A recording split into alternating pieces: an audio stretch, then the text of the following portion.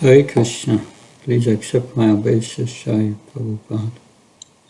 Hare Krishna Maharaj.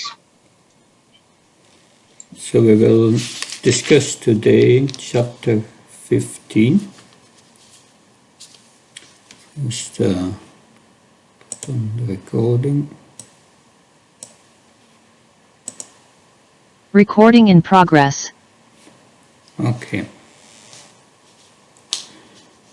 So, chapter 15, Lord Krishna's description of mystic yoga perfections. That in this chapter, Lord Krishna will describe 18 mystic perfections, 10 primary and 10 secondary, 8 primary and 10 secondary mystic perfections.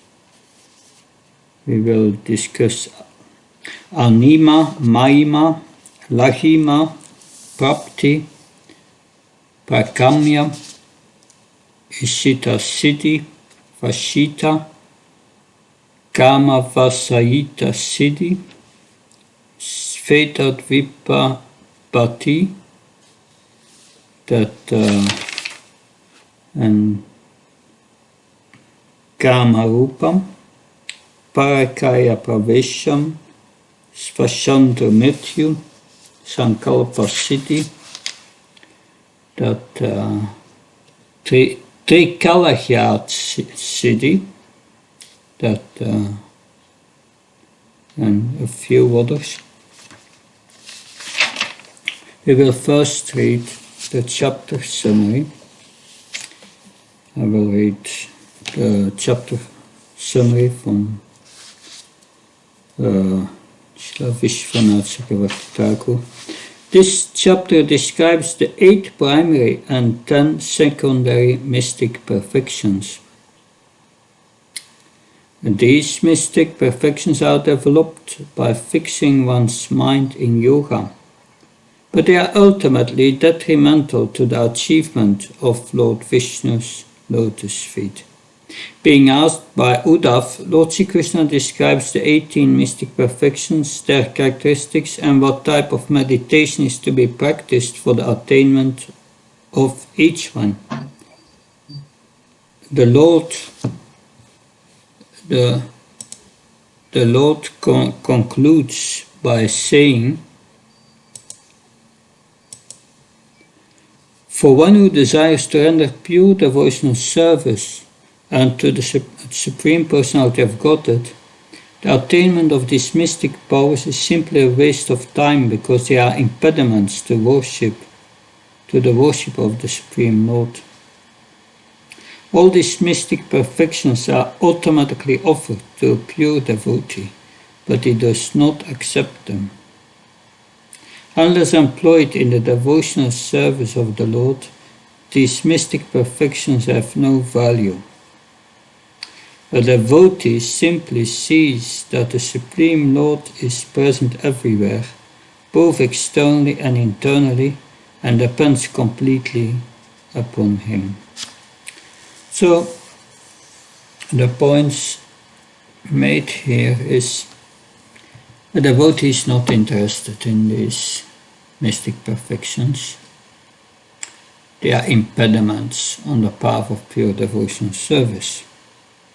But you will hear how to develop, how to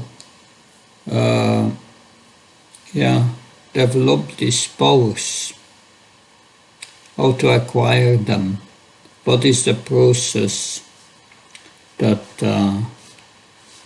a devotee just depends on the Supreme Lord if any powers are required. For him it's a waste of time to engage in these things. But of course, if you get them, a devotee wants to use them in Krishna's service. But a devotee in all circumstances depends on the Supreme Lord.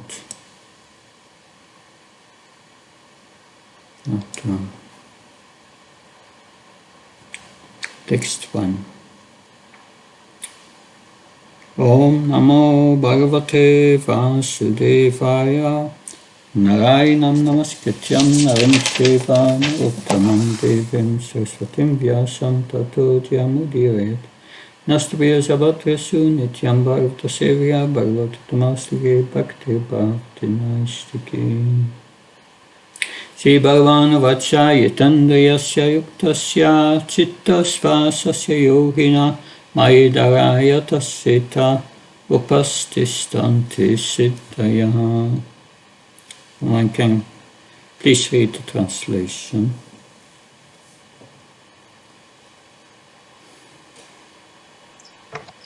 The Supreme Personality of Godhead said, "My dear Uddhava, the mystic perfections of yoga are acquired by a yogi who has conquered his senses, steadied his mind, conquered the breathing process, and fixed his mind on me." You can also read the the purport also. Okay, thank you very much. There are 8 primary mystic perfections, such as Anema Siddhi, and 10 secondary perfections. In this 15th chapter, Lord Krishna will explain that such mystic perfections are actually impediments to the development of Krishna consciousness, and that therefore one should not desire them. Vishwanath Chakravarti Thakur, shall I read? Continue? No, that's not necessary. Thank you, Prabhu. So, my dear Uddhav, Krishna says, so it seems these mystic powers can be attained from one who has conquered his senses and mind, who is liberated, and who has fixed his mind on Krishna. One must be Krishna conscious. These are the conditions. Then text 2. So in this chapter, Krishna will explain that these yoga siddhis are stumbling blocks on the path of Krishna consciousness. That is what he will explain further on. Shiuda uvacha kayadanaya katsvit katam sva siddhuch achyuta kativa siddhayo bohi yoginam siddhado bhavan. Translation, please. Sri Uddhava said, "My dear Lord Achyuta, by what process can mystic perfection be achieved? And what is the nature of short perfection? How many mystic perfections are there? Please explain these things to me. Indeed, you are the bestower of all mystic perfection." Good. And now Krishna will explain 8 primary and 10 secondary mystic perfections. Shri Bhagavana Vacha Siddhayo Stadasa Prakta Dharana Yoga Paragai Tasam Astamat Pradana Taseva Guna Hetava. Please read. The Supreme Personality of Godhead said, "The masters of the yoga system have declared that there are 18 types of mystic perfection and meditation, of which 8 are primary, having their shelter in me, and 10 are secondary, appearing from the material mode of goodness." So a pure devotee of the Lord automatically receives from the Lord wonderful potencies to execute his devotional service. So someone in America came to Srila Prabhupada and said, "You are a Swami. So what miracles can you do?" And Srila Prabhupada pointed to his disciples that said, "This is my miracle. They were hippies before and now they became happy." Anyway, that was his mystic power to turn them into devotees. So, if for sense gratification one mechanically endeavors to acquire mystic perfections, then these perfections are certainly to be inferior expansions of the Lord's external energy. So one godbrother of Srila Prabhupada from Germany said, yes, that modern science has already achieved all these mystic perfections. And we will see when we hear them that so the first ones, Anema maina mukte lahima bhakti indriyai prakayam shutatisteshu sakti priraram ishita gunasa sangyavashita yatkamastat avashati ete me siddhya samya ashtav Outpatikamataha. So these are the 8 perfections. Can someone read, please? Among the 8 primary mystic perfection, there are the 3 by which one transforms one's body, Anema, becomes smaller than the smallest Mahima, become greater than greatest, and Laghima, become lighter than lightest through the perfection of Prabdi. One acquire whatever one desire, and through Prakamya Siddhi, one experience an enjoyable object, either in this world or the next. Through Ishta Siddhi, one can manipulate the sub-potency of Maya, and through the controlling potency called Vishitya Siddha, one is unimpeded. Unimpeded. Unimpeded by the 3 moods of nature. One who has acquired Kama Vasita Siddhi can obtain anything from anywhere to the highest possible limit. My dear gentle Uttava, these 8 mystic perfections are considered to be natural, existent, and unexceeded within this world. Thank you, Maharaj. Unexcelled within this world. Yeah. So can someone read the purport, please?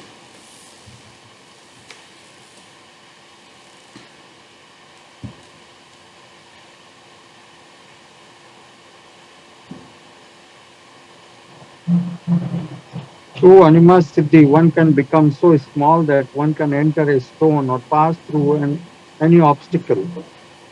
Through Mahima Siddhi, one becomes so great that one covers anything. And through Laghima, one becomes so light that one can ride on the sun rays into the sun planet. Through Prapti Siddhi, one can acquire anything from anywhere and can even touch the moon with one's finger. By this mystic perfection, one can also enter into the senses of other living entities through the predominating deities of the particular senses. And by thus utilizing the senses of others, one can acquire anything. Though through Prakamya, one can experience any enjoyable object, either in this world or in the next. And through Isita, or by controlling potency, one can manipulate the sub-potencies of Maya, which are material. In other words, even by acquiring mystic powers, one cannot pass beyond the control of illusion. However, one can manipulate the sub-potencies of illusion. Through Vasita, or the power of control, one can bring others under one's dominion or keep oneself beyond the control of 3 modes of nature. Ultimately, one acquires through the Kamya Vasita, or the maximum power of control, acquisition or enjoyment. The word Atu Bhaktigaha in this verse indicates being original, natural, and unexcelled. These 8 mystic potencies originally exist in the Supreme Personality of Godhead Krishna in the superlative degree. Lord Krishna becomes so small that he enters within the atomic particles, and he becomes so large that as Mahavishnu he breathes out millions of universes. The Lord can become so light or subtle that even great mystic yogis cannot perceive him, and the Lord's executive power is perfect because he keeps the total existence eternally within his body.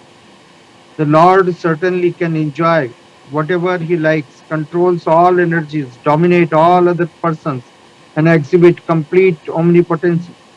Therefore, it is to be understood that these 8 mystic perfections are insignificant expansions of the mystic potency of the Lord, who in Bhagavad Gita is called Yogeshwara, the supreme Lord of all mystic potencies. These 8 perfections are not artificial, but are natural and unexcelled because they originally exist in the Supreme Personality of Godhead. Thank you so much. So now we will hear of them one by one.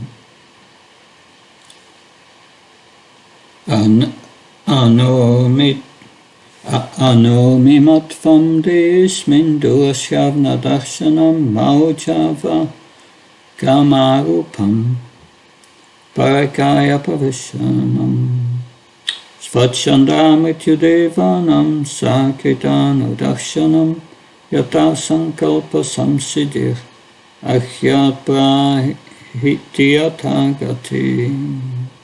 With translation, please.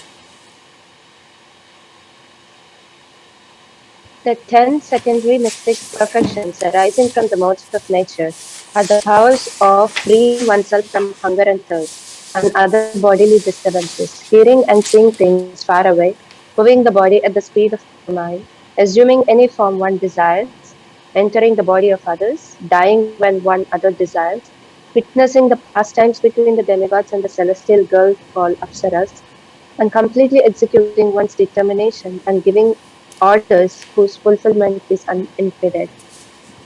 Yeah.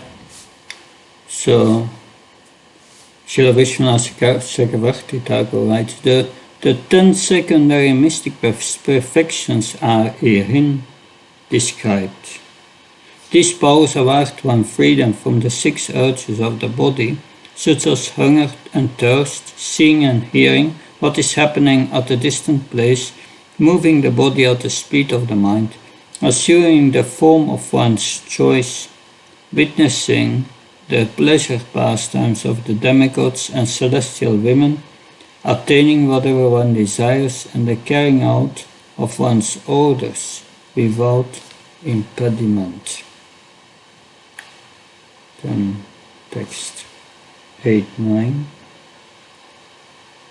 Trikalahyatvam advantvam parasita tabichyata Ahniarkambo Vishadinam Pratistambo Paraichaya Etaso Desata Pukta Yogesdharana Siddhaya Chayadanayaya Syat Yata Vasyani Bhutame.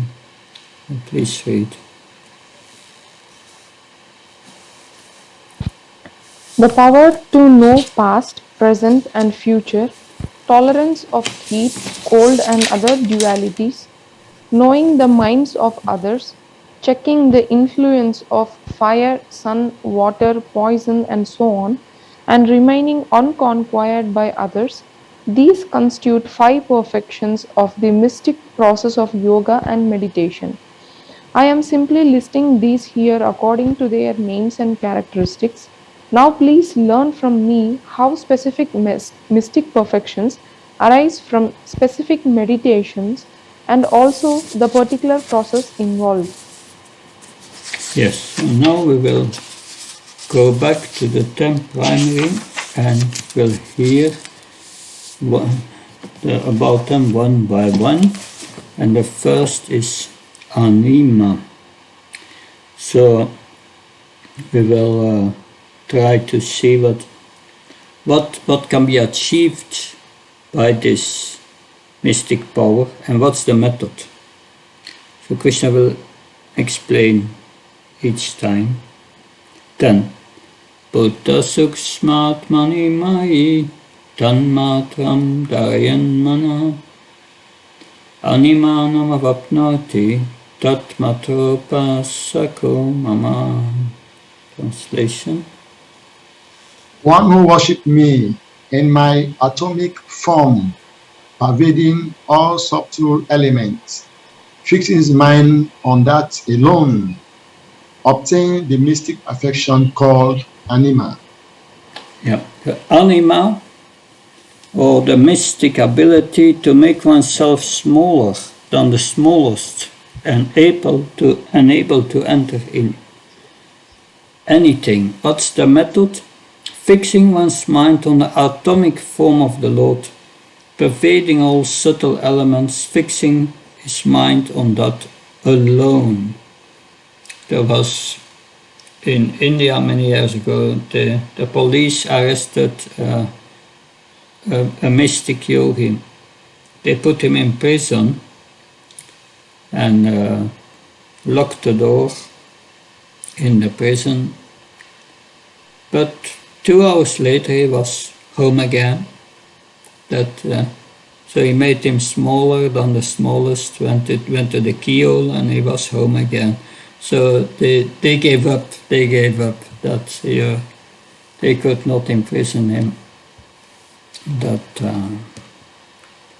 11.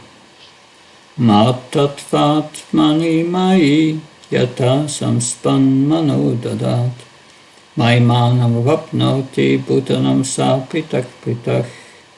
Translation.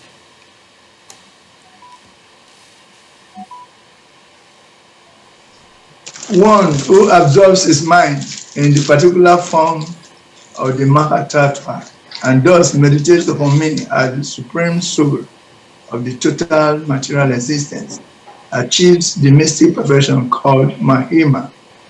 By further absorbing the mind in the situation of each individual element, such as the sky, air, fire, and so on, one progressively acquires the greatness of each material element. Mm-hmm.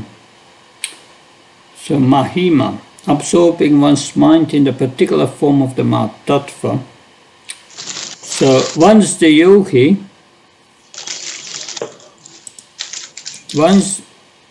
yogi has established his realization that the material creation is not different from the Lord, he obtains a perfection called Mahima Siddhi. But in the purport at the end, that said, however, the pure devotees are not very interested in such perfections because they are surrendered unto the personality of Godhead, who exhibits such perfections to the infinite degree. Being always protected by the Lord, the pure devotees save their precious time to chant Hare Krishna, Krishna Krishna, Hare Hare, Hare Ram, Ram Ram, Hare Hare. Thus they achieve for themselves and others samsiddhi, or the supreme perfection, pure love of Godhead. Krishna consciousness, by which one expands one's existence beyond the total material creation to the spiritual planets called Vaikuntha. So that's the ultimate spiritual perfection, mystic power of the devotees. 12. Lahima. Bhutanam Paramanamaeshitam Bhutanam Mairanchayan Kala Suksmartatam Yogi Lahimanam Avapnuyat. Translation, please.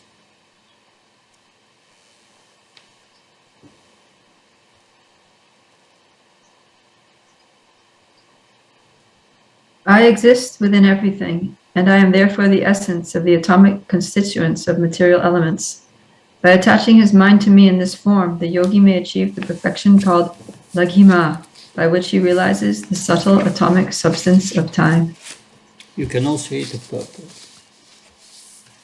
Srimad Bhagavatam elaborately explains that Kala, or time, is the transcendental form of the Lord that moves the material world. Since the 5 gross elements are composed of atoms, the atomic particles of the subtle substance or manifestation of the movements of time. More subtle than time is the personality of Godhead himself, who expands his potency as the time factor. By understanding all these things clearly, the yogi obtains Laghima Siddhi, or the power to make himself lighter than the lightest.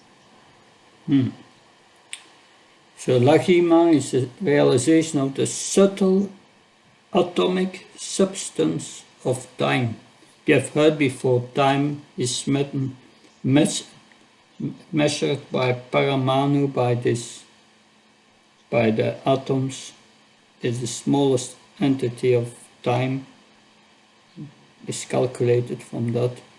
So it gives one the power to make oneself lighter than the lightest. That purport of Bhaktivedanta Maharaj. If the yogi fixes his mind in meditation on the subtle characteristics of the material elements, understanding them to be energetic expansions of the Supreme Lord, he can attain the Laghima Siddhi. Those who are not devoted to the Supreme Lord will achieve an illusory fragment of his mystic potency. 13. Dayan mayam tatve manuvakarike kilam sarvandriyanam atmatvam paptim papnoti mana. Translation.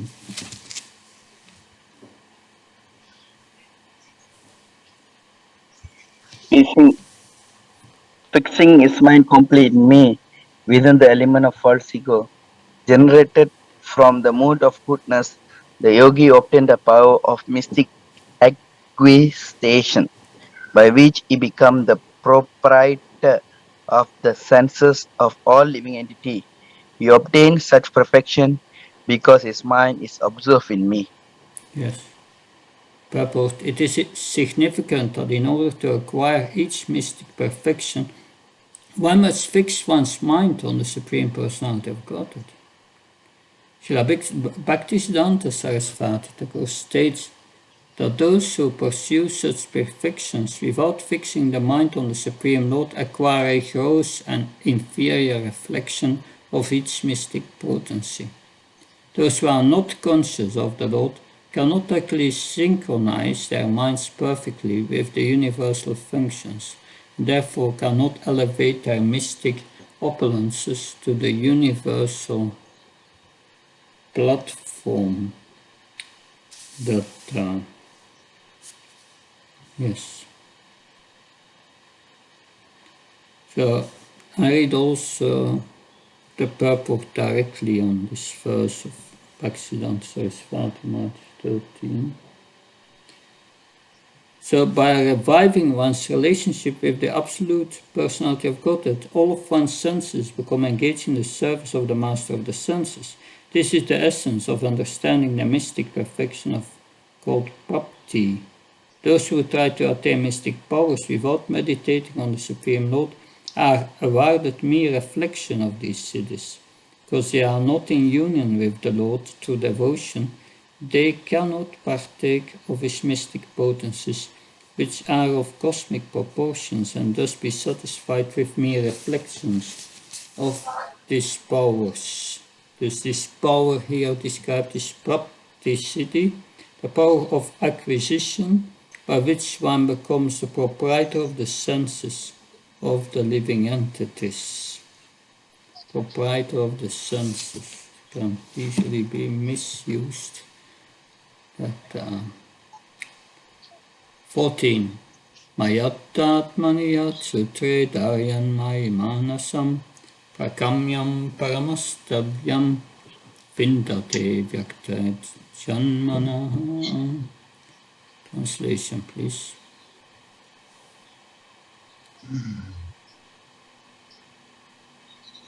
one who concentrates all mental activities in me as the supersoul of that phase of the Mahatattva, which manifests the chain of fruitive activities obtained from me, whose appearance is beyond material perception. The most excellent mystic perfection called Prakaya. Yes, Prakamya enables one to experience any enjoyable object. Shivira Raghavacharya explains that the word sutra or thread is used to indicate that the Mahatattva sustains one's fruitive activities, just as a thread sustains a row of jewels. Thus, by fixed meditation on the Supreme Personality of Godhead, who is the soul of the Mahatattva, one can achieve the most excellent perfection called Prakamya. Avyakta Jamana indicates that the Supreme Personality of Godhead appears from the Avyakta, or the spiritual sky, or that his birth is Avyakta, beyond the perception of material senses. Unless one accepts the transcendental form of the Supreme Personality of Godhead, there is no possibility of obtaining Prakamya, or any other genuine mystic perfection. So now we will hear of Ishita Siddhi. Vishnatrai Tishvarishitam Dayat Kala Vihrai Sa Isitvam Avapnoti Chatrahya Chatrasodanam. Translation. One who places his consciousness on Vishnu, the Super Soul, the Prime Mover and Supreme Lord of the external energy, consisting of three modes, obtains the mystic perfection of controlling other conditioned souls, their material bodies and their bodily designations. Thank you. So Ishida Siddhi enables one to manipulate the sub-potencies of Maya, by which one controls the material bodies of others, along with their designations. We meant about the sub-potencies of Maya, we already referred to in text, in purport text 10:16. Narayane Turiyakye Bhagavat Shabda Saptite Manamaya Dada Yogi Madharma Fashitam Miyat. Translation. Sorry, Maharaj, what was the 15? What was the perfection? 15 was Ishida Siddhi. Isita. Ishita Siddhi, yeah. Manipulating the sub-potencies of Maya. Now, here in 16 we hear about Vasita. Can someone read the translation?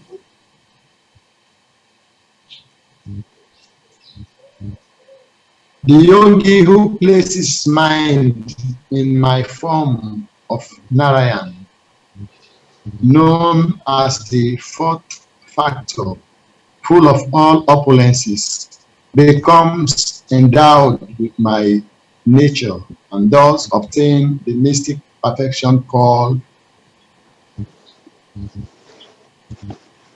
Vasita. Vasita enables one to be unimpeded by the three modes of nature. But for that one must contact Turiya, the fourth dimension. So we had fourth dimension, Jagrata, wakefulness, Swapna, dreaming, Susupti, deep sleep, and then Turiya, the fourth dimension. And that's then the devotees are, by performing devotional service, Mamsya Vyabhicharina, Sakudam Samatichetam, they are entering or contacting this fourth dimension. And that's mentioned, and therefore in the purport we hear about Bhagavad Gita 7.13, Tribhigunairmair bhavere bisarmamidam jagat, moitam navichanti mamabhya paramafyam.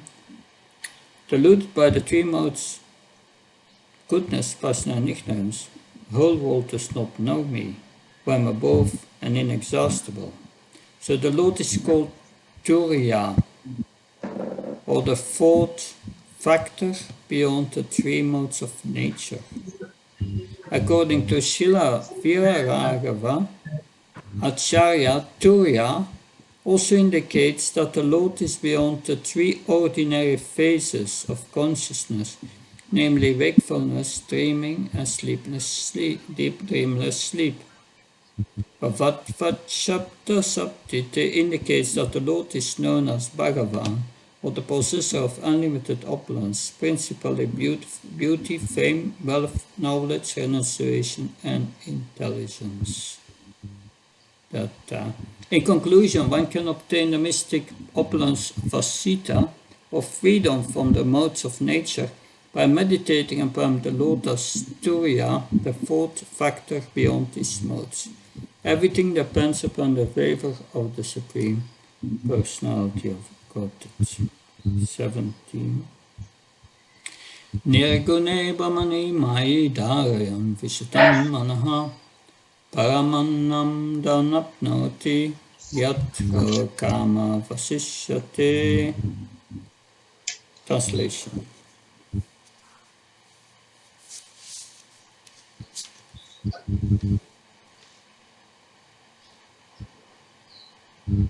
One who fixes his pure mind on me in my manifestation as the impersonal Brahman obtains the highest happiness, whether in all his desires are completely fulfilled.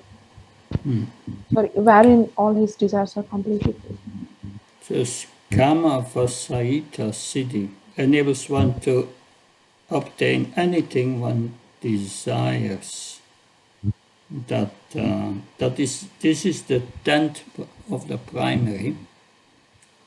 Purport. Paramananda, or the greatest happiness, here indicates the greatest material happiness, since it is clearly stated in Srimad Bhagavatam that the devotee has no personal desire or kama.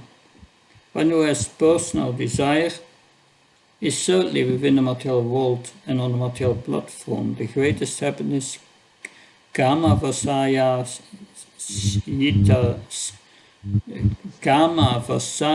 siddhi, or the perfection of completely obtaining anything one desires.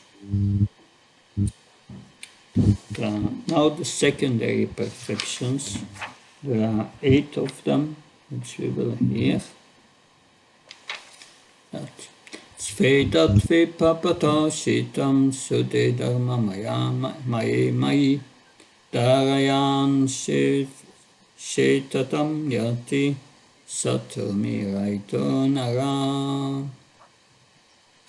Translation.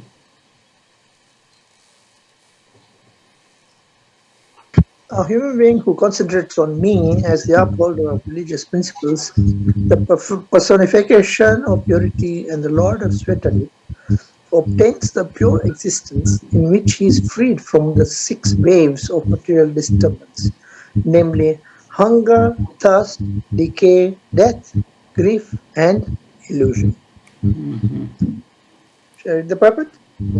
Yeah, okay. Yes. The Lord now begins to explain the processes for obtaining the 10 secondary mystic perfections derived from the modes of nature. Within the material world, Lord Vishnu, addressed here as Svetadipati, the Lord of Svetadip, governs the material mode of godness and is thus called Sudha and Dharma Maya, or the personification of purity and piety.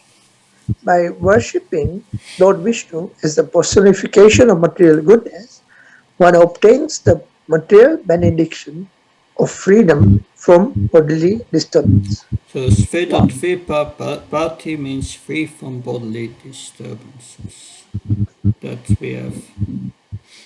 That when because I'm just reading the Mahabharata in French, and I was reading about Bhishmadev lying on the battlefield, and all these arrows were through his body, and Lord Krishna is asking him, please speak about religious principles, about Dharma to Yudhishthira Maharaj.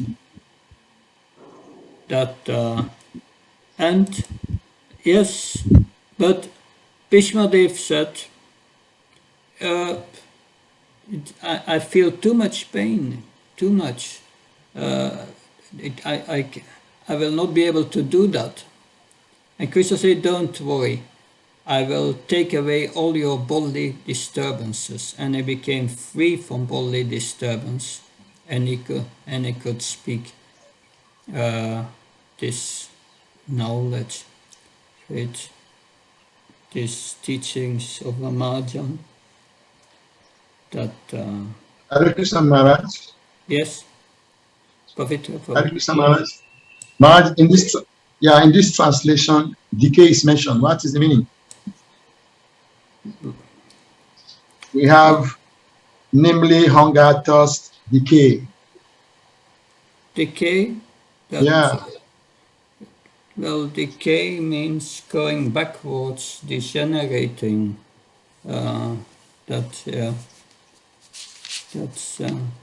deteriorating, I would say. Thank you, Maharaj. Okay. Okay. So this was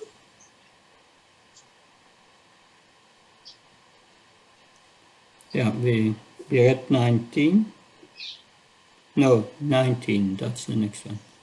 Mai akasat pani pane manasako samutvahan tatra palabda bhutanam hamso vacha shinotyasa. Translation.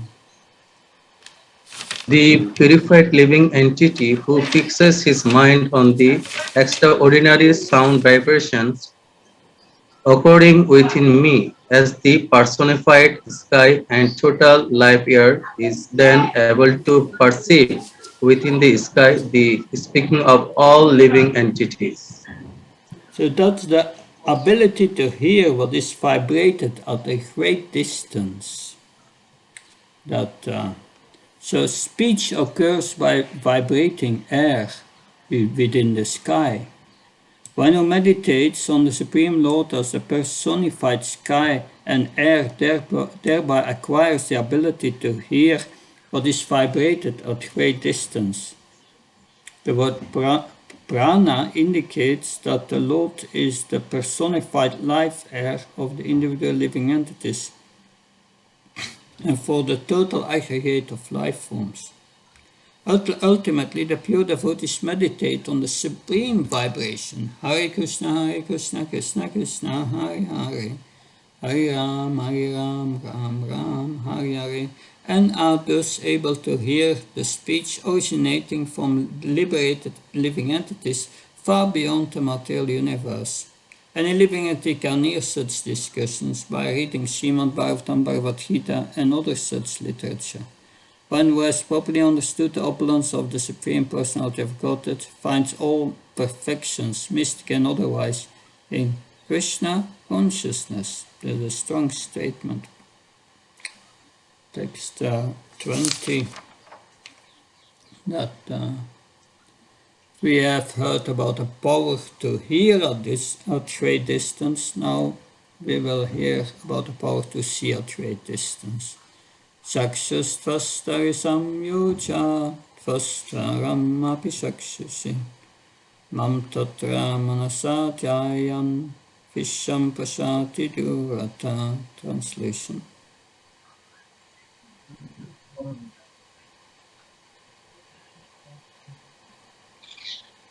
Imagine oneself, one sight into one's eyes. One should meditate on me as existing within the combination of sun and vision. Thus, one acquires the power to see any distant thing. Oh, okay. And now we will hear about the power called Manojava.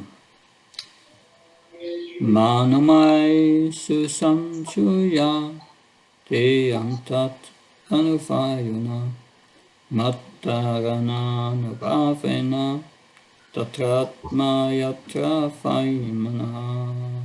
Translation.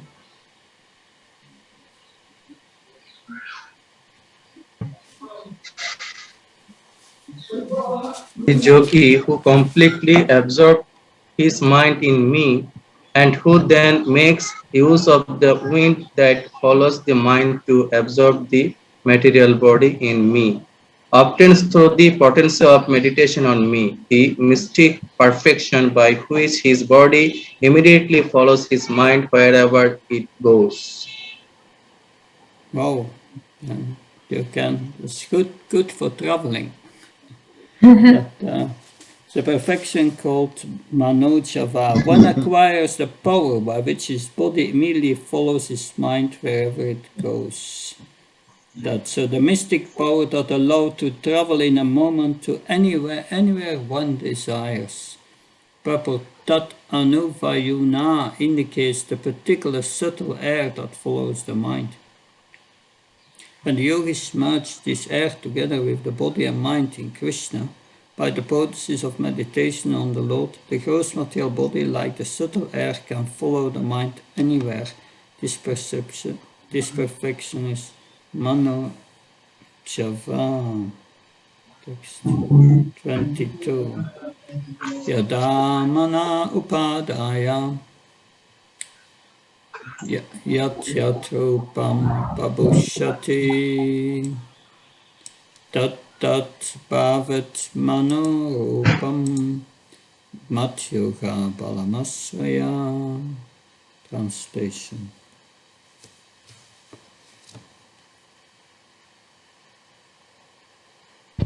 When the yogi, applying his mind in a certain way, desires to assume a particular form, that very form immediately appears. Such perfection is possible by absorbing the mind in the shelter of my inconceivable mystic potency, by which I assume innumerable forms. Of course, we know the gross body grows on the subtle body, on the mind, but here that's Kama Rupa, assuming a particular form by applying his mind. I will read the purport by Bhaktivedanta Saraswati Maharaj on text 22, and he refers to Chaitanya Charitamrita, Madhya Lila 13.137. For most people, the mind and heart are one, but because my mind is never separated from Vrindavan, I consider my mind and Vrindavan to be one. My mind is already Vrindavan, and since you like Vrindavan, you will please place your lotus feet here. I would deem that your full mercy. So this is Lord Chaitanya.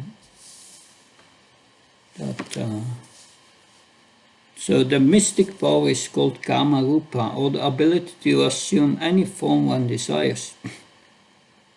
The pure devotees absorb their minds in a particular relationship with Lord Krishna, and that thus a spiritual body is awarded to them for an eternal life in the Lord's association. In this age, anyone who faithfully chants the holy names of Lord Krishna and follows the regulative principles as instructed by the spiritual master can attain an eternal form in the supreme abode of the Lord. That is the highest. The mystic power, that kind of Kama Rupa spiritual form, that is what we want. 23. Parakayam visham siddha atmanam tatra bhavayat Pindamitva Vishat Prano Vayabhuta Sadangrivat. Translation.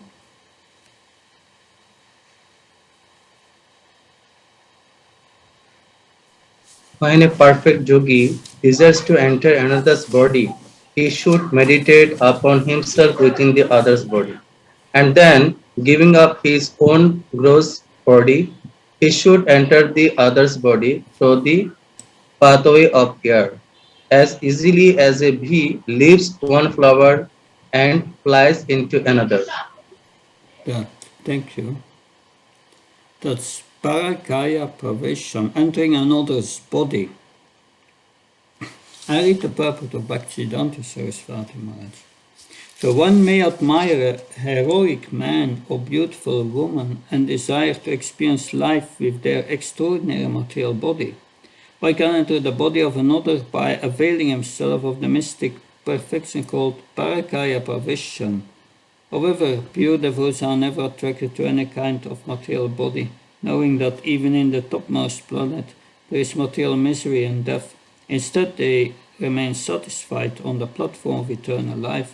The spiritual earth transfers a devotee to Goloka Vrindavan, where he eternally engages in the service as a member of his entourage.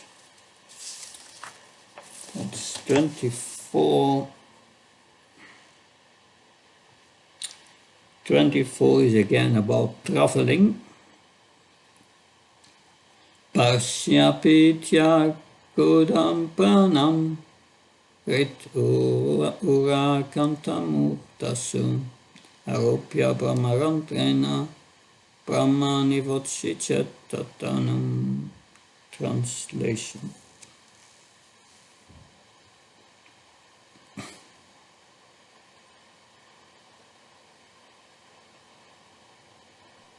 The yogi who has achieved mystic perfection called Swachanda Mrityu locks the anus with the heel of the foot and then lifts the soul from the heart to the chest, to the neck, and finally to the head. Situated within the Brahma Randra, the yogi then gives up his material body and guides the spirit soul to the selected destination. Can you also read the purport? It's about Bhishmadev.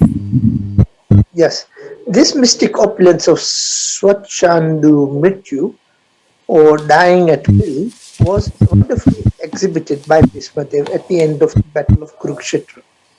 According to Sridhar Swami, the term Brahma used in this verse is an example of Upalakshana, or the use of a general term to indicate various concepts.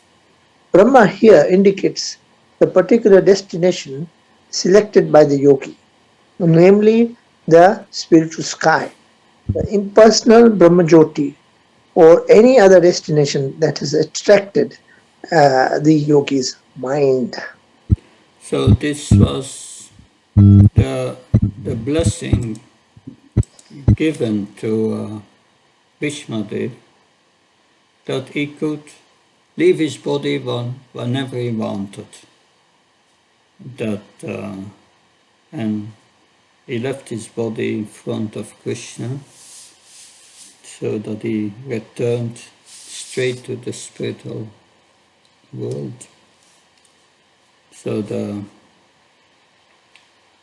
I will read also the purport of Bhaktivedanta Saraswati Maharaj.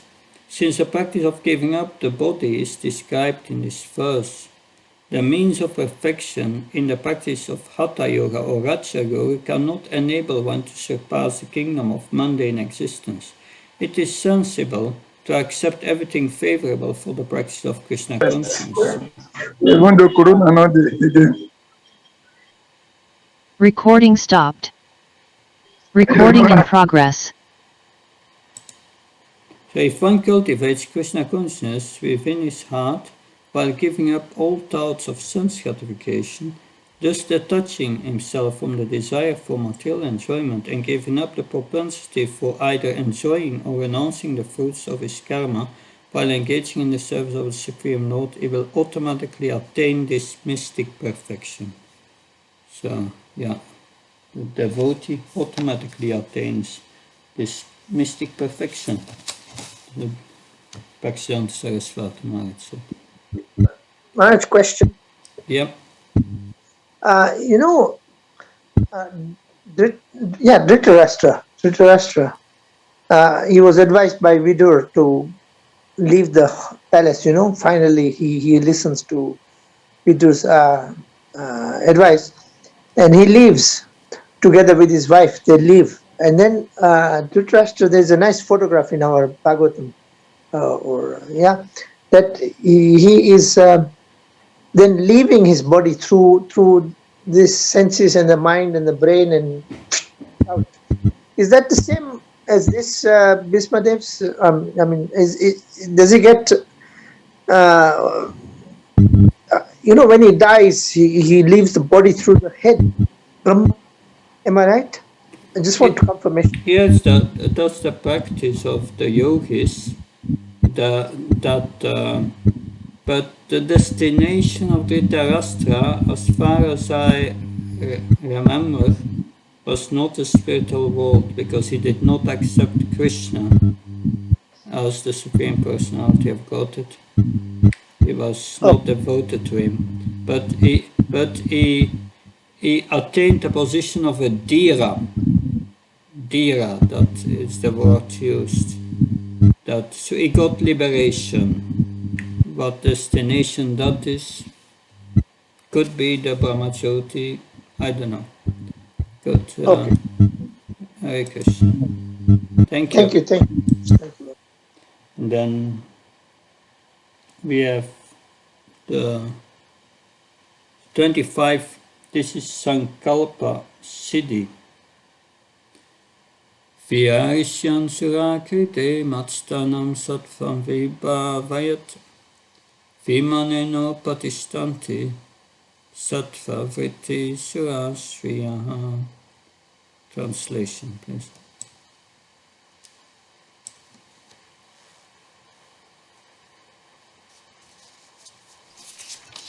The yogi who desires to enjoy in the pleasure garden of the demigods should meditate on the particular mode of goodness which is situated within me, and then the heavenly woman generated from the mode of goodness will approach him in airplanes. Mm-hmm. That's okay. 26. Yata sankalpayat bhutya yata vamat parapumam mai satye mano yunyams tata tat samupashnate. Translation.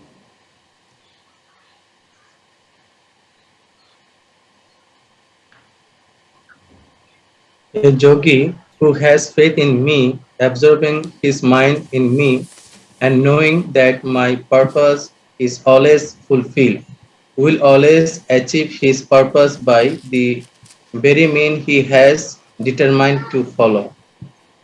So, Sankalpa Siddhi.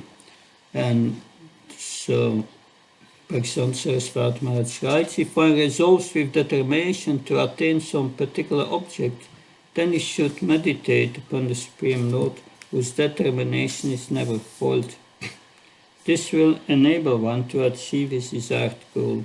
This mystic perfection is called Sankalpa Siddhi.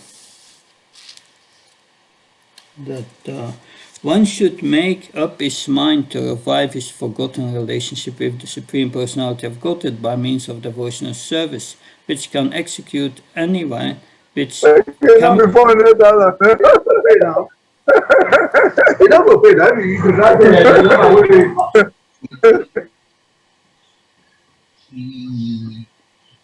Okay, we try again.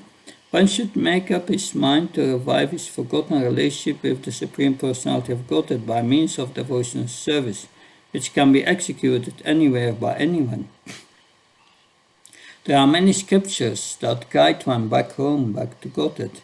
Among them are Sankalpa Kalpadruma by Srila Jiva Goswami, Sri Govinda Lilamrita by Srila Krishnadas Kaviraj Goswami, Sri Krishna Bhavanamrita and Sankalpa Kalpadruma by Srila Vishwanath Bhakti Thakur and Sri Gauranga Smarana Mangala by Srila Bhaktivinoda Thakur. By carefully studying the subject presented in the books like Bhakti Rasamrita Sindhu and Ujjvala Nilamani, one's eternal perfection can be awakened, saving one from the attractions of this illusory material existence, which only end in misery. So, mystic perfections which end in misery.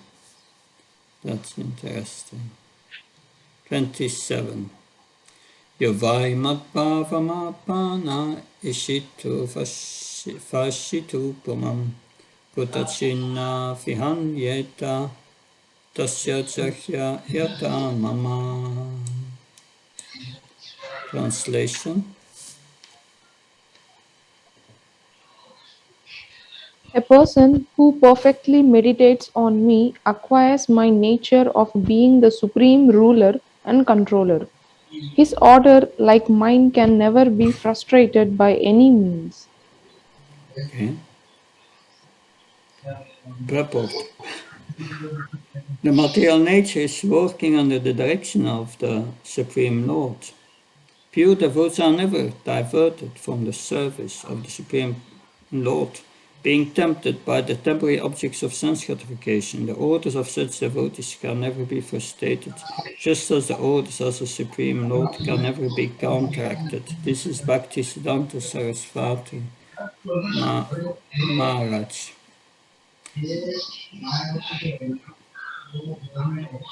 Seems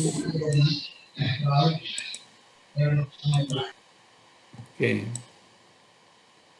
That's 28. 28.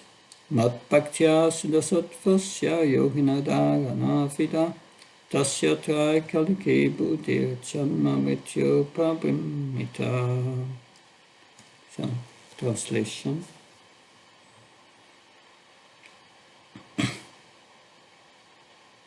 A yogi who has purified his existence by devotion to me and who thus expertly knows the process of meditation obtains knowledge of past, present, and future.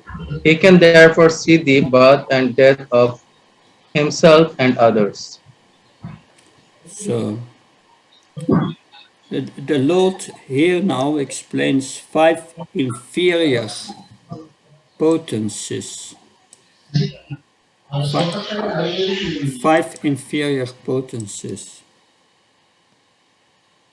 that this perfection is known as Trikalahyata Siddhi, which enables one to know about the birth and death of all people. I have a short commentary by Bhaktisiddhanta Sarasvati said, the impersonalists imagine that they have become one with the Lord, but it is the devotees who actually share the Lord's transcendental qualities. Being fully devoted to the Lord, the pure devotees are situated on the same platform as the Lord, a platform that is above the influence of time in terms of past, present, and future. Thus, the pure devotee who are liberated due to being absorbed in the service of the Lord are knowers of past, present, and future as the Lord. That explains why Narada Muni, he knew he was Trikala, that 29. Agni adibir nahanyeta mumya yoga mayam vapu mat yoga santasitasya yadasam uttakam yata. Translation.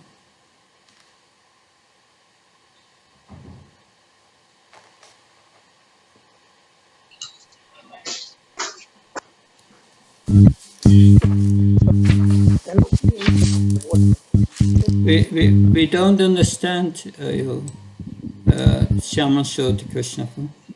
There is something wrong. There is a strong noise coming from. I will have to mute you. If someone else can read. Just as the bodies of aquatics cannot be injured by water, similarly the body of a yogi whose consciousness is purified by devotion to me, and who is fully developed in yoga science, cannot be injured by fire, sun, water, poison, or so forth. So this reminds us of Prahlad Maharaj. One cannot be injured by fire, sun, water, poison, and so forth. So can someone read the purport which is on the screen?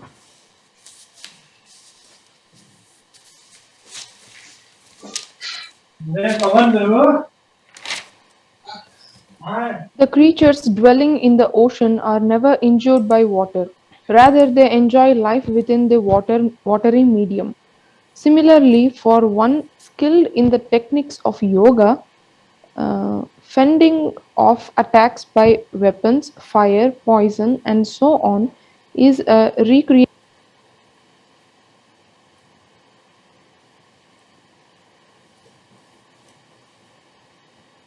Krishna, we don't hear you. Lalita Pritima. There's something wrong. Anyway. I can read. Similarly, for one skilled in the techniques of yoga, fending off attacks by weapons, fire, poison, and so on is a recreational activity. Prahlad Maharaj was attacked by his father in all these ways, but because of his perfect Krishna consciousness, he was not injured. The pure devotees of the Lord depend fully on the mercy of Lord Krishna, who possesses mystic opulences to an infinite degree and is therefore known as Yogeshvara, the master of all mystic power. Because devotees are always connected to Lord Krishna, they do not feel any need to separately develop powers already possessed unlimitedly by their Lord, Master, and Protector. If a human being falls into the middle of the ocean, he quickly drowns, whereas the fish enjoy happiness sporting in the same waves. Similarly, the conditioned souls have fallen into the ocean of material existence and are drowning in the reactions to their sinful activities, whereas the devotees recognize this world to be the potency of the Lord and enjoy pleasurable pastimes within it by fully engaging in the loving service of Lord Krishna. Thank you. So now we have 30, that being unconquerable. Mat vibhudiadityayan shivat sastra vibhushita tvachata pachachakshainai nabavet aparachita. Translation.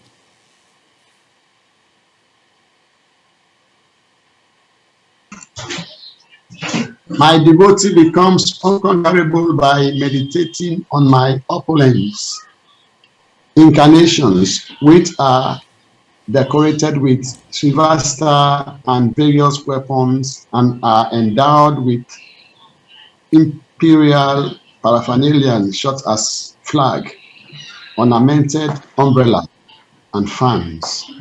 Thank you, Prabhupada. So, becoming unconquerable. So, all the mystic perfections come to serve the devotee of the Lord. This is confirmed by Bilvamangal Thakur in his book Krishna Karnamrita. And here we have the verse translation. My dear Lord, if we develop unflinching devotional service unto you, then automatically your transcendental youthful form is revealed to us. Thus liberation has to wait with folded hands to service and the ultimate goals of religiosity, economic development, and sense gratification patiently wait to render service to us. Upasakasya kamevam yogadara nayamuni siddhaya puvakatita upatistanta sataha. Translation.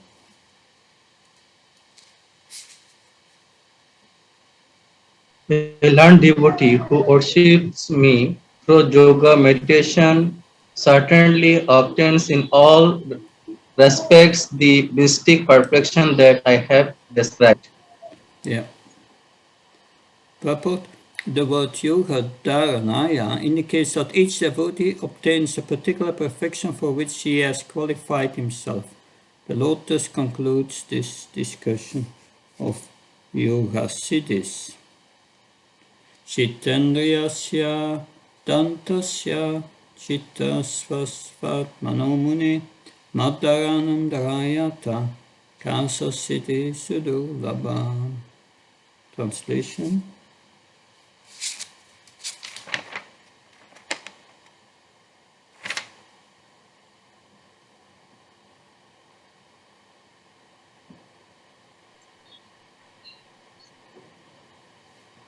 Or a sage who has conquered his senses, breathing and mind, who is self-controlled and always absorbed in meditation on me. What mystic perfection could possibly be difficult to achieve? Okay, that was text 32. So can someone read the purport, which is on the screen? Shidhar Swami.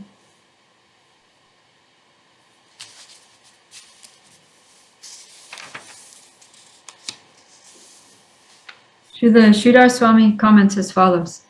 Lord Krishna here expresses that there is no need to practice many different processes, for by completely carrying out even one of the above-mentioned procedures, one controls one's senses, becomes absorbed in him, and thus achieves all mystic perfections. Srila Jiva Goswami notes that one must meditate on the transcendental form of the Lord, which is free from any material designation. This is the essence of advancing in the yoga system. Thus, one acquires all mystic perfections very easily from the personal body of the personality of Godhead. Okay, so we devotees get them easily. But now, not only that, there is another point. Antarayam vadanti tayunyanto yogam uttamam maya sampatyamanasya kalak sapana hetava. Translation.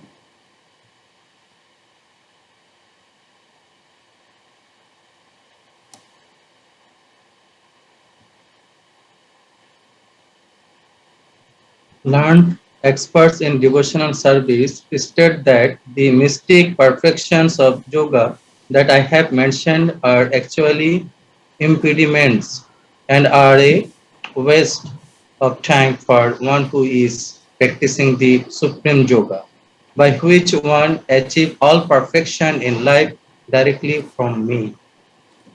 A devotee does not want these perfections. If mystic power is needed, Krishna will provide. It depends on Krishna. That we see Arjuna when he was fighting, after the fight, the 18th day when the battle was finished, Krishna said, yes, you have to come out of your chariot, and then suddenly the chariot was consumed in fires. That so Krishna always protected the chariot, but then if it was not needed anymore, and suddenly by the pressure that was there, it vanquished. So Krishna empowered Arjuna in so many ways during this battle. And also we see Ambarish Maharaj and Durvasa Muni had mystic powers. But Durvasa Muni was just worshipping the Supreme Lord, doing his puja and so on, devotional service. And Krishna protected him against Durvasa Muni with his chakra when it was needed. So a devotee depends on Krishna. So here Bhaktivedanta Saraswati Maharaj said, inferior yogas like Hatha Yoga or Raja Yoga solely waste the practitioner's valuable time. So we should not do. The devotees of the Lord consider such yoga practice to be a hindrance on the path of pure devotional service. In this regard, one should study the verse of Srimad Bhagavatam that begins with Shamadibir Yoga Patihi. Text 34. Janma saditapo mantra shavatir eya siddhaya yoganapnoti tatsarva nanyer yoga katim vrachat. Translation. Whatever mystic perfections can be achieved by good birth, herbs, austerities, and mantras can all be achieved by devotional service to me. Indeed, one cannot achieve the actual perfection of yoga by any other means. So, purport by Bhaktivedanta Saraswati Maharaj. Those who reject devotional service of the Lord and endeavor for perfection by some other means cannot be considered very intelligent. The devotees reject all other processes to engage in the unalloyed devotional service of the Lord. So-called yogis who are interested in their personal sense enjoyment cannot understand the importance of pleasing the senses of Lord Krishna. Any process other than the service of the Supreme Lord, which is the ultimate goal of yoga, will award one only frustration. That's the end result. Sarvasamapishidanam eturpadiham prabhu ham yogasya sankyasya dharmasya brahmavadinam. Translation.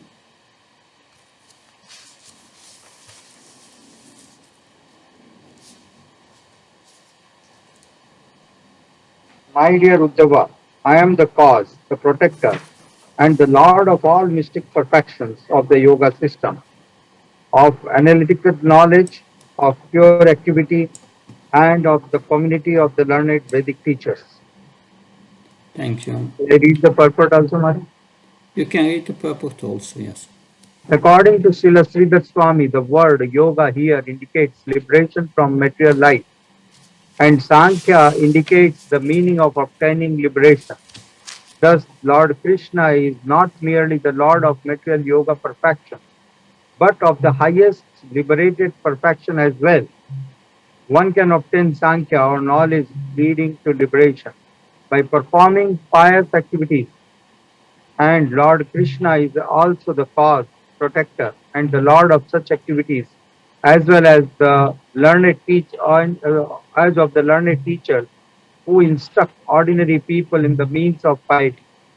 In many different ways, Lord Krishna is the real object of meditation and worship for every living entity. Lord Krishna, through the expansion of his potencies, is everything. And this simply understanding Krishna consciousness is the supreme perfection of the yoga system. Yes. The commentary purport by Bhaktivedanta Saraswati Maharaj. The Supreme Lord alone is object of the various abhideyas or paths of perfection, which are followed by all classes of human beings. The so-called perfection attained by those who have become bewildered by self-centered egoistic conceptions of life have thus given up the service of the Supreme Lord is temporary and most insignificant. The Supreme Lord is present everywhere and is the ultimate goal of all processes for attaining perfection in life. Now the conclusion. Aham atmantaro bhayoni navita savadenam yata bhutani bhuteshu bhaya anta svayam tata.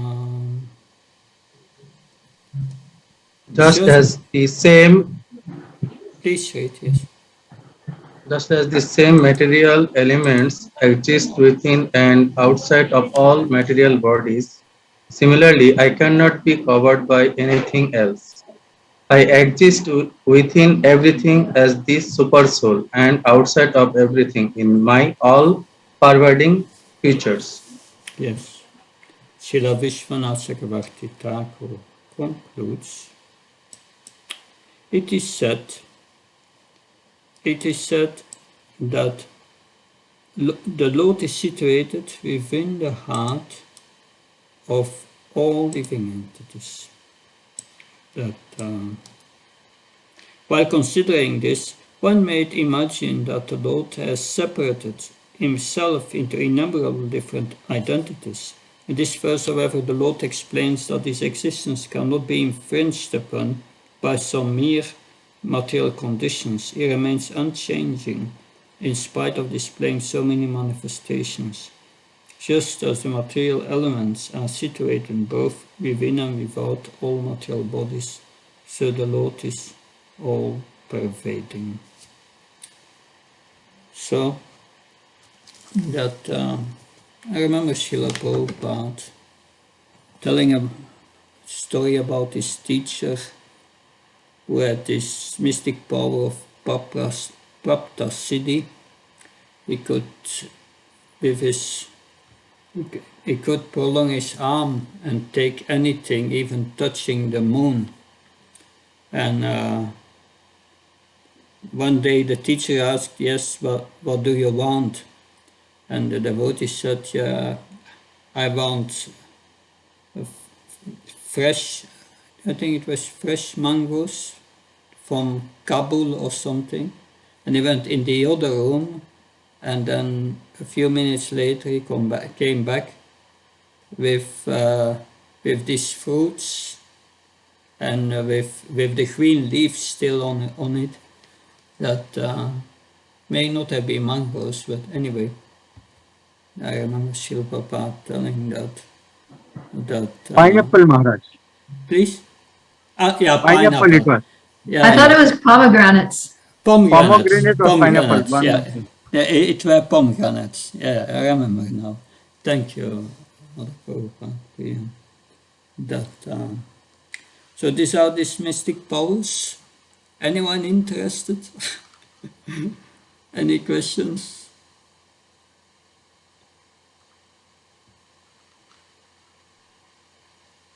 Maharaj, have you ever experienced some mystic powers in your devotional service? Mystic powers, yeah. Well, Prabhupada mystic powers. Some way or other, I'm on the way of becoming a devotee. And that's a miracle. That, yeah, what can I say? That's Prabhupada's mystic power. Vishalaksha Prabhu, I'm happy to hear you. Long time ago we heard about you. Thank you, Maharaj. Maharaj, I'm in abroad, so I could not able to talk much. Yeah. Yes. Maharaj, that in the Prahlad, the yogi who is observed completely in Krishna consciousness does not affected with external things like a fish in the water. Krishna protects them. So here is Krishna is speaking about the pure devotional effect, or he's talking about the soul, which doesn't affect. That is a good question.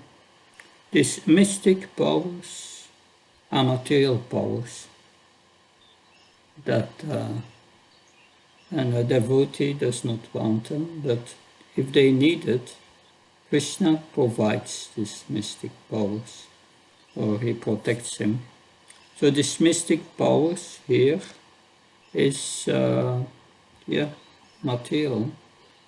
But of course Krishna says, Ananda sintayantayam yejna parapasti tesam nitya yuktam yogaksema vamyam. I protect all what my devotee has, and I give him opportunities and to get more. But that means, Srila Prabhupada in the purport says, that Krishna protects the devotee's spiritual advancement, and thus the protection of the soul. And he provides more opportunities for devotional service. So that's Krishna's spiritual protection. But here it's all material powers. Material powers are interested, people are interested when they have a material body.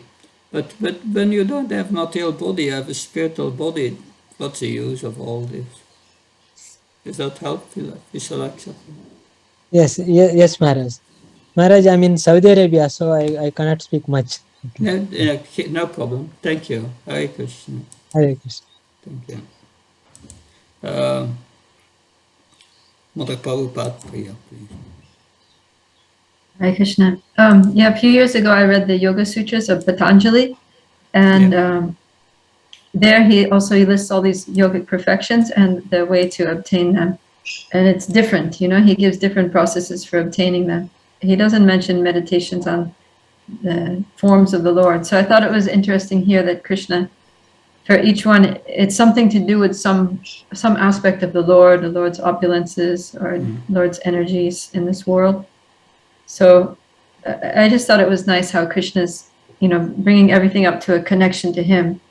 And it seems like these the yogic perfections are, like the way they're described in Patanjali, they seem like completely useless. Like they only have, it involves material means to obtain material things. And it's just like, what's the point? It's just, even Patanjali says it's a distraction, it's an impediment.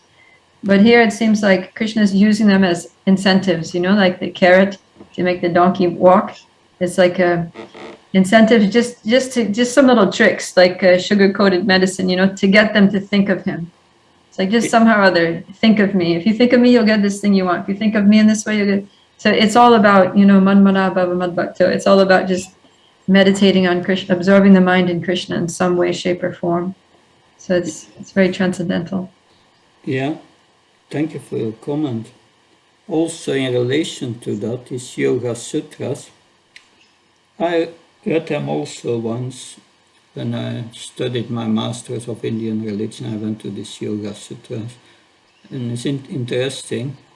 But here, Bhaktivedanta Saraswati Maharaj said in this purport here, they get, if they are not meditating on a partial aspect of Krishna, then they get a reflection of these mystic powers, not a real thing.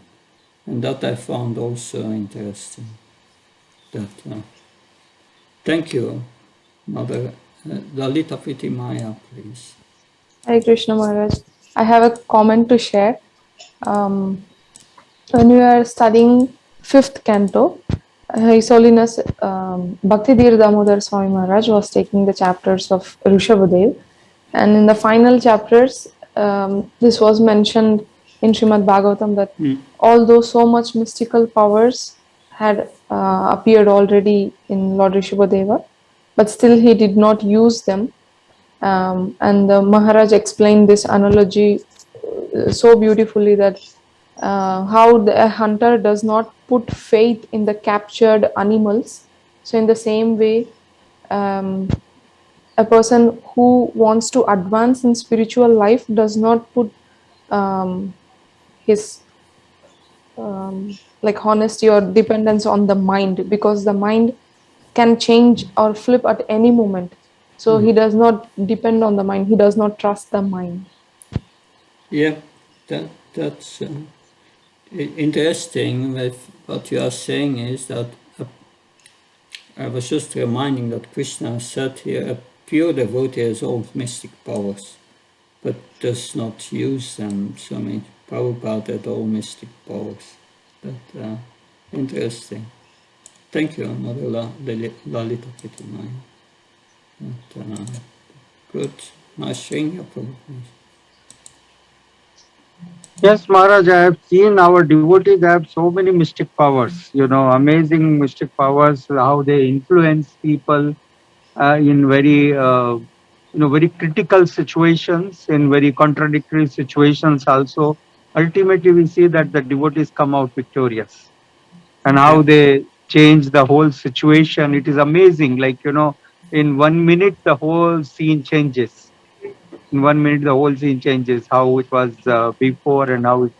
So really, they have amazing mystic powers, and only concern is if the whole energy could be utilized for preaching instead of draining out in with so many issues, and it's the only thing. Otherwise, they have amazing, tremendous mystic powers.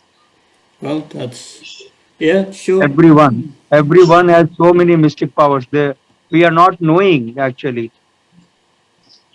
Yeah, but once devotees in the 70s in America, at the campus of a university, they made a flyer and a poster and an announcement. We will do a scientific experiment. We will transform material energy in spiritual energy. And so many came. And what did they do? they offered so many preparations for Krishna, and then they distribute the prasad. So that was spiritual food. So we have mystic powers to spiritualize the whole world in that sense. Thank you. That. So Pavitra Prabhu, please. Hare Krishna Maharaj. Maharaj, I'm very sorry. This can be a funny question. I just want to refer you to text 34 translation. Yeah. Yeah.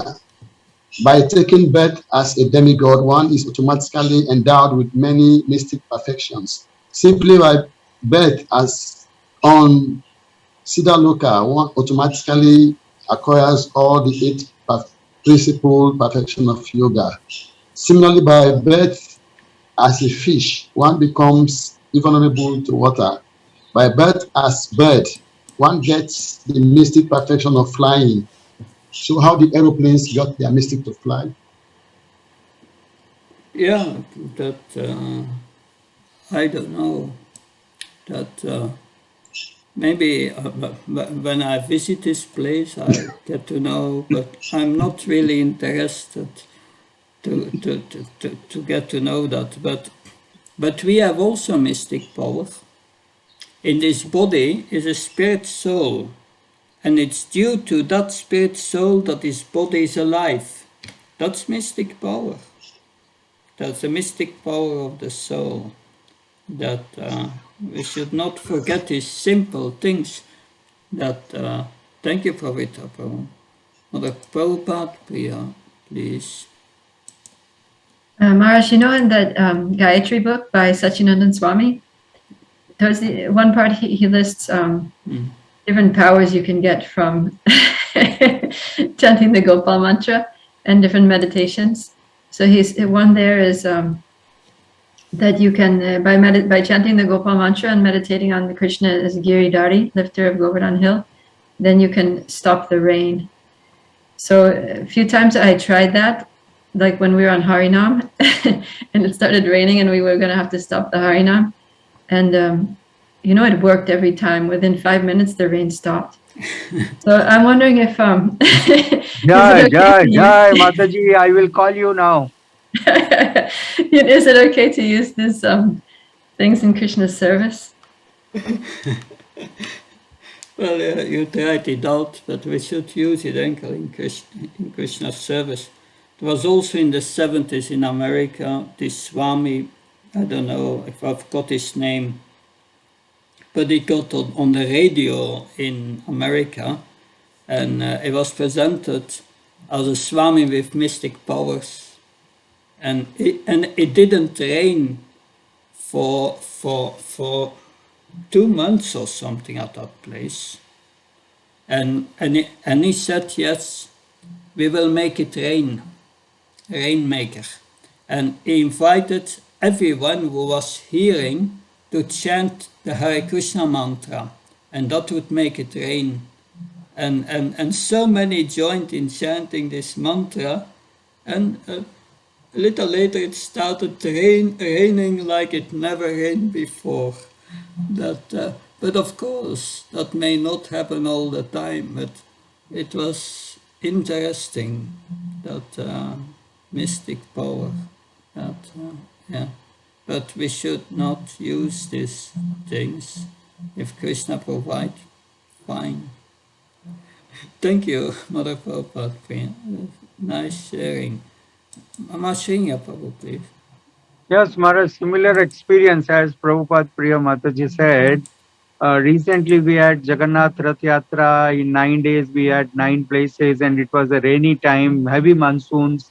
So some days it was raining from morning, cats and dog, morning. And it became 5 o'clock, and there was no chance to have the Rath Yatra. And at 5:15, the rain stopped. It was so surprising. And 5:15, we started for the venue. And 5:30, we reached there. And then within 15 minutes, all the guests came. And we had the Rath Yatra up to 8:30. And after 8:30, again, it was heavy rain, heavy rain. Yeah. Amazing rain. I had also such experience. thank you. So Krishna provides mystic power that Mother Lalita Vitimaya. Maharaj, I have a question. So, in this, one of the mystic powers, we saw that one is able to control others' mind or others' senses. So, doesn't this mean that we are taking their independence, like we are misusing their free will? So, if we do that, so the yogi who does this gets some bad karma, bad reactions for this. Oh, that's interesting. That I must say, when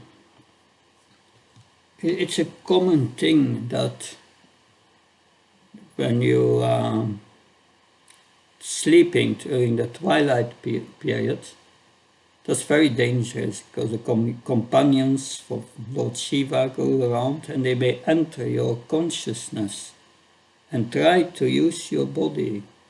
Mostly, yeah. Anyway, that happens regularly, so we have not to take rest at these times. That's not a good time.